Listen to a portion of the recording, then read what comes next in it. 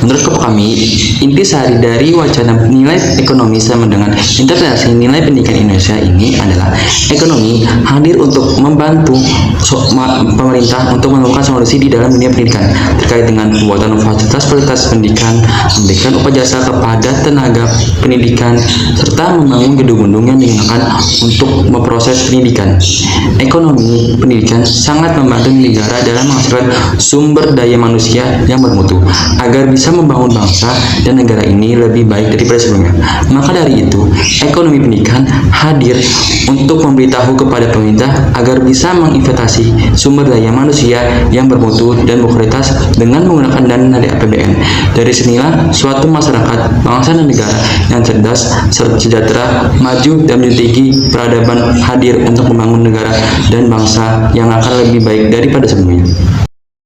Assalamualaikum warahmatullahi wabarakatuh. Perkenalkan, nama saya Rizla Faniza Ernisa dengan NIM 1403621005. Kali ini saya akan menjawab bagaimana konteks fenomena ekonomi pendidikan yang terjadi di Indonesia dalam kajian di atas.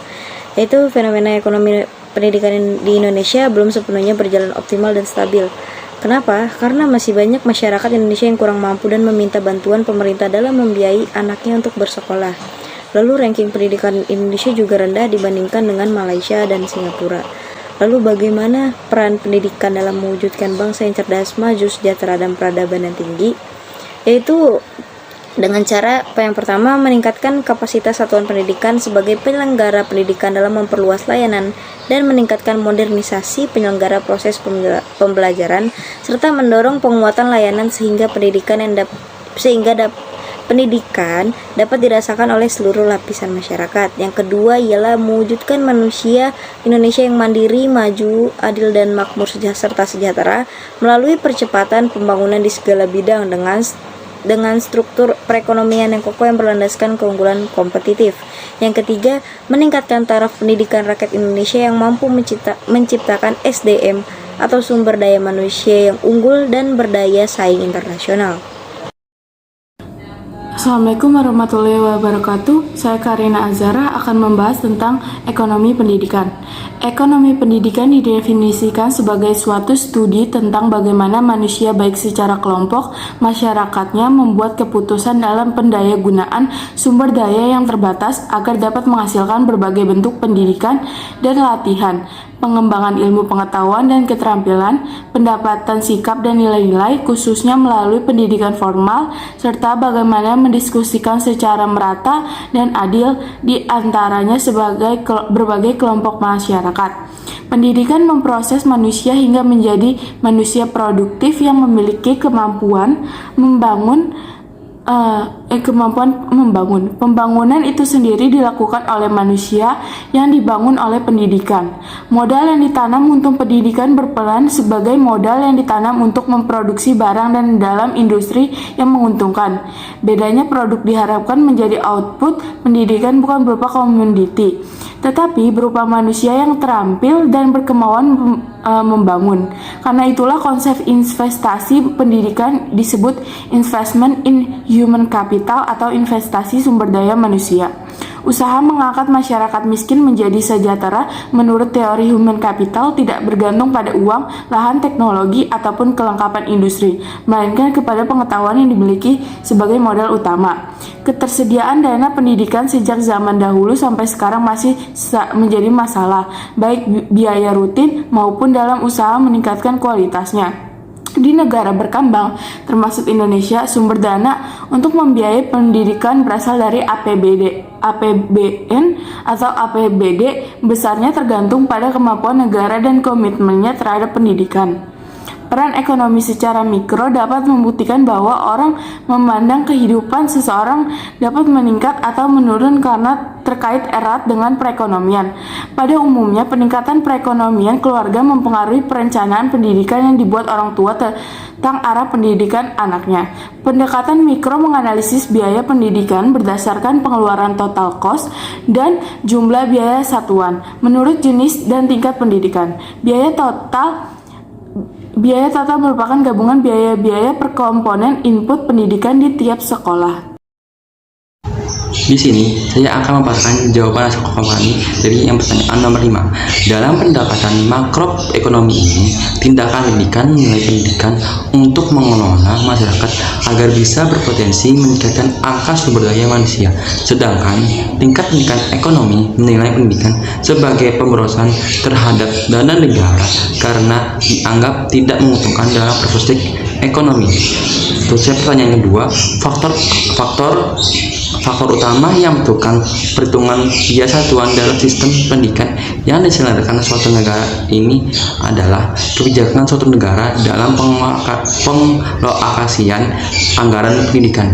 Kemudian, karakteristik pendidikan mempengaruhi keberagaman satuan biaya yang diterapkan di suatu negara ialah karena munculnya keragaman mengakibatkan semua sektor yang menyangkut satuan pembiayaan ini memiliki perbedaan dalam menyediakan pendidikan. Di sini saya akan menjelaskan tentang jawaban kelompok kami yang mengangkut pertanyaan nomor 6.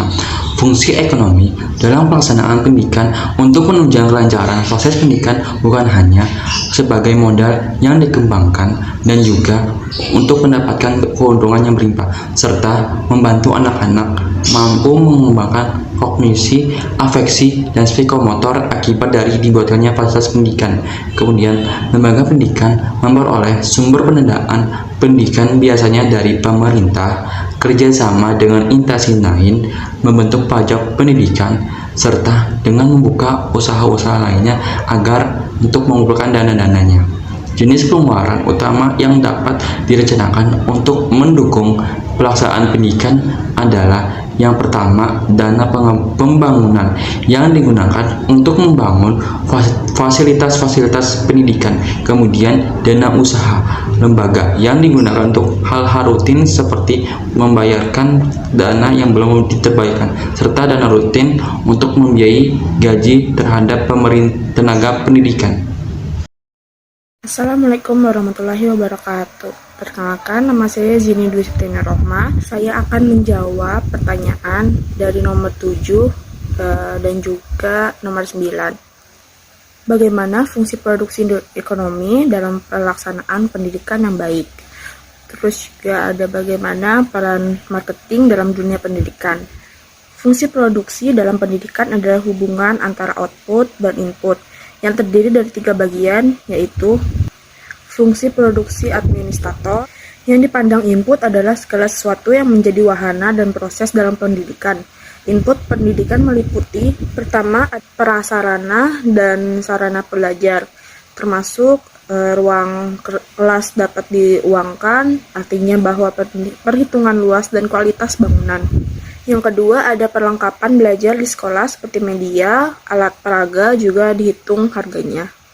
Ketiga, buku-buku pelajaran dan bentuk material lainnya seperti film, disket, dan sebagainya. 4. Barang-barang yang habis dipakai seperti zat kimia di laboratorium dan sebagainya. 5. Waktu guru bekerja dan perangkat pegawai administrasi dalam memproses peserta didik harus dibeli dan dibayar. Lalu yang kedua ada fungsi produksi dalam psikologi. Fungsi produksi dalam psikologi ini adalah sama dengan input fungsi produksi administrator, akan tetapi outputnya berbeda. Hasil output yang ada pada fungsi ini adalah hasil belajar siswa yang cukup, yang mencangkup peningkatan kepribadian, pengarahan, dan pembentukan sikap, penguatan kemauan, lalu ada penambahan pengetahuan, lalu ilmu dan teknologi, dan juga penajaman pikiran, dan yang terakhir itu ada peningkatan estetika, keindahan, serta keterampilan. Suatu lembaga pendidikan dipandang berhasil dari segi fungsi produksi psikologi kalau harga inputnya sama atau lebih kecil daripada harga outputnya. Lalu yang ketiga ada fungsi produksi ekonomi. Sebagai inputnya adalah semua biaya pendidikan seperti pada input fungsi produksi administrator, semua uang yang dikeluarkan untuk keperluan pendidikan yaitu uang saku, membeli buku dan sebagainya selama masa belajar, dan uang yang mungkin diperoleh lewat bekerja selama belajar atau kuliah tetapi tidak didapat sebab waktu tersebut dipakai untuk belajar atau kuliah. Sementara yang menjadi outputnya adalah penambahan penghasilan peserta didik kalau sudah tamat dan bekerja, manakala orang itu sudah bekerja sebelum belajar atau kuliah. Dan apabila ia belum pernah bekerja dan yang menjadi outputnya adalah gaji yang diterima setelah tamat dan bekerja. Bagaimana cara mengukur biaya dan manfaat pendidikan? Biaya pendidikan bukan hanya terbentuk karena uang, tetapi juga dalam bentuk biaya kesempatan atau opportunity cost. Biaya kesempatan ini sering juga disebut income forgone. Income forgone yaitu potensi pendapatan bagi seorang siswa selama ia mengikuti pelajaran atau menyelesaikan studi yang dapat dihitung dengan rumus C itu biaya pendidikan sama dengan L. L itu biaya langsung dan biaya tidak langsung yang dibayarkan dan ditambah K yaitu jumlah rata-rata penghasilan tamatan. Semisal dia cuma tamatan SMP ya masukkan rata-rata penghasilan tamatan SMP. Lalu dalam menentukan biaya satuan terdapat dua pendekatan nih, ada pendekatan makro dan pendekatan mikro. Pendekatan makro ini berdasarkan perhitungan pada keseluruhan jumlah pengeluaran pendidikan yang diterima berbagai sumber dana, kemudian dibagi jumlah murid. Sedangkan dengan pendekatan mikro berdasarkan perhitungan biaya yang berdasarkan alokasi pengeluaran per komponen pendidikan yang digunakan oleh murid. Selanjutnya, mengukur manfaat pendidikan. Keuntungan pendidikan tidak selalu diukur dengan nilai ekonomi atau uang, atau yang dihasilkan dengan dari produktivitas yang dimiliki, tapi juga nilai sosial. Produktivitas yang diperoleh dari keahlian dan keterampilan dari pendidikan, atau tamatan atau keahlian atau keterampilan. Ukuran hasil pendidikan digabungkan dengan biaya pendidikan, sama dengan ukuran efisien eksternal. Nah, indikator dalam menentukan tingkat keberhasilan pendidikan yang pertama yaitu dapat tidaknya seorang lulusan melanjutkan ke pendidikan yang lebih tinggi. Yang kedua, dapat tidaknya memperoleh pekerjaan. Yang ketiga, besar gaji yang diterima. Yang keempat, sikap perilaku seseorang dalam konteks sosial, budaya, dan politik. Bagaimana akan meningkatkan pertumbuhan ekonomi? Apa saja masalah dan tantangan bagi pendidikan Indonesia agar dapat meningkatkan kontribusinya bagi pertumbuhan ekonomi? Indonesia merupakan negara yang terdiri dari banyak pulau dengan wilayah yang terdiri dari sepertiga berupa daratan dan 2/3 dikelilingi oleh perairan atau lautan. Oleh karena itu, Indonesia disebut sebagai negara kepulauan dan sudah dikenal sebagai negara kepulauan terbesar di dunia. Secara fisik, sektor kelautan dan perikanan memiliki potensi yang sangat besar.